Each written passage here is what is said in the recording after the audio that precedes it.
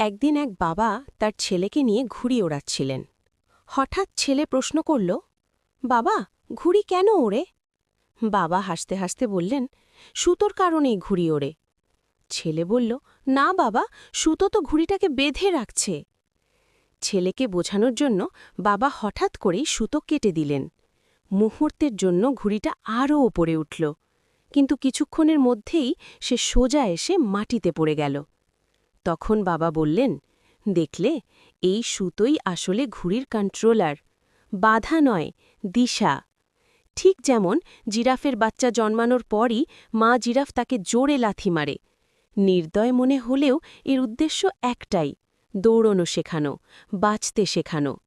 ঠিক তেমনি মা বাবাও মাঝে মাঝে সন্তানের ওপর কড়া হন, কথায় আঘাত করেন, কারণ তারা চায় এই কঠিন দুনিয়ায় সন্তান যেন টিকে থাকতে পারে। মনে রেখো, মা বাবার কঠিন কথাগুলোই তোমার জীবনের কন্ট্রোল সুতো।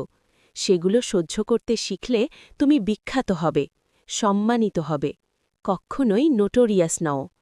তাই বাবা মায়ের কঠিন কথা হজম করতে শেখো, ওগুলোই তোমাকে মানুষ বানাবে।